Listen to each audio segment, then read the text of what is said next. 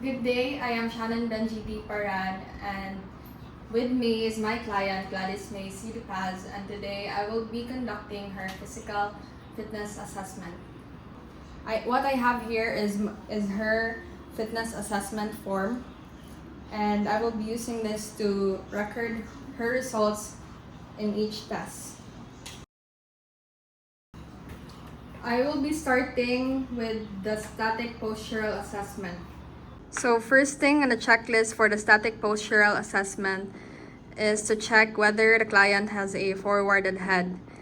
So I will check first on her right side if she has a forward head. And as you can see, her head doesn't touch the wall, so she has a forward head. Similar from the right side, she also has a forward head on the left side view. Next thing on the list I will be checking is whether her shoulders are protected or retracted. So we will start first with the right side. As you can see, she has round shoulders, so it is protracted on the left side. Similar to the right side, her left shoulders are also protracted. Next, I will be checking whether her lumbopelvic hip is anteriorly tilted or posteriorly tilted. So from the right side view, as you can see, her lower body seems to lean forward. So she has a posteriorly tilted lumbopelvic hip from the right side view. From the left side view, her lumbopelvic hip is also posteriorly tilted. Next is I will be checking from the anterior view her knees and feet. As for her knees, her right knee is neither adducted or abducted, but her left knee is abducted. Both her knees are neither internally rotated or externally rotated, so they are in neutral rotation. Now I'm going to check her feet whether they are flat or not. And as you can see, there is still a gap where the pen can go through under her feet. Therefore, we can consider them as not flat. This time, I will be conducting the dynamic postural assessment overhead squat, starting with the anterior view. Please execute the overhead squat. So as you can see, both her feet turn out and her knees move outward. Now for the lateral view, I will be observing her lumbopelvic hip and shoulder while doing the overhead squat. Please execute the overhead squat. So as you can see, she does not do the excessive forward lean, nor does her lower back arches and rounds. And her arms also don't fall forward. Now for the left side view of the overhead squat. Please execute the overhead squat. Her execution of the overhead squat from the left side view is pretty much the same from the right side view. For the next portion, I will be observing her feet, lumbopelvic hip, and shoulder from the posterior view.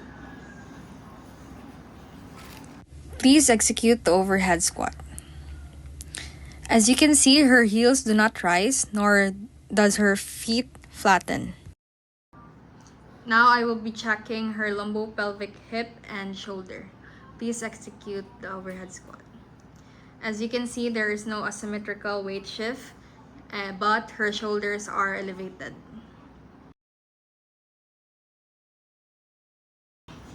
So for this part of the video, the trainee will be performing the partial curl-up test.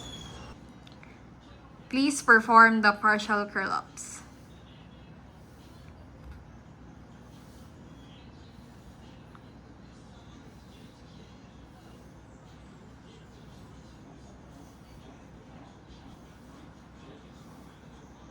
As you can observe, my trainee cannot reach the second tape, so I decided to input 0 repetitions on her fitness assessment form for the partial curl-up test.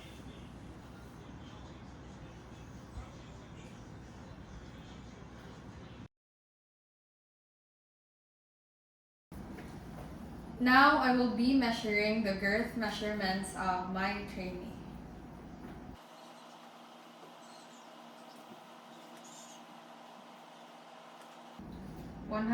Her chest measures 100.5.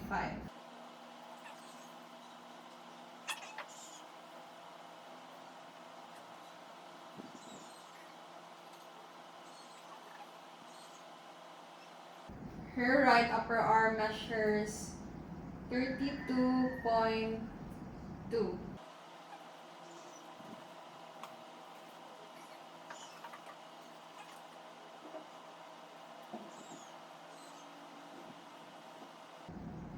Her forearm measures 26.5.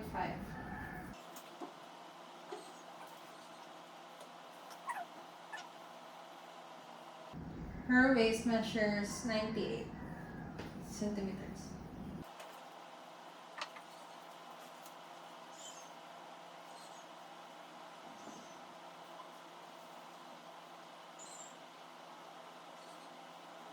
Her hips measures 104.5.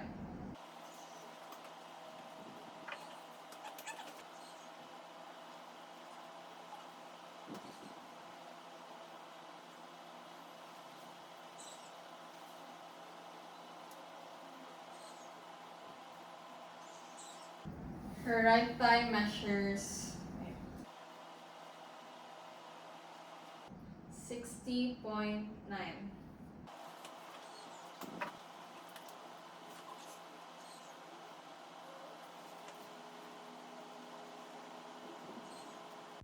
Her right calf measures 39.5.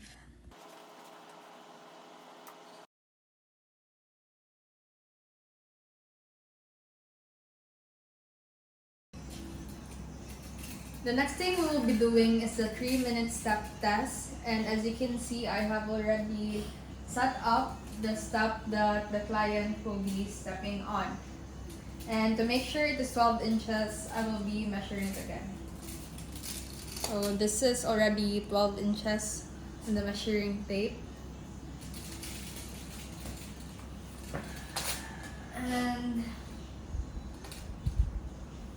the step is also 12 inches. The trainee will now begin her step test.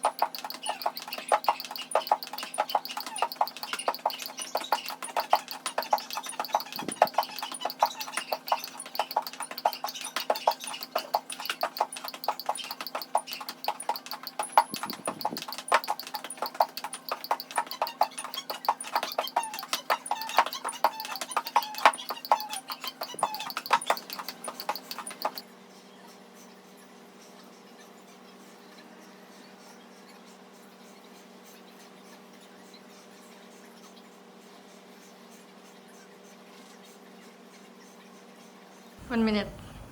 169.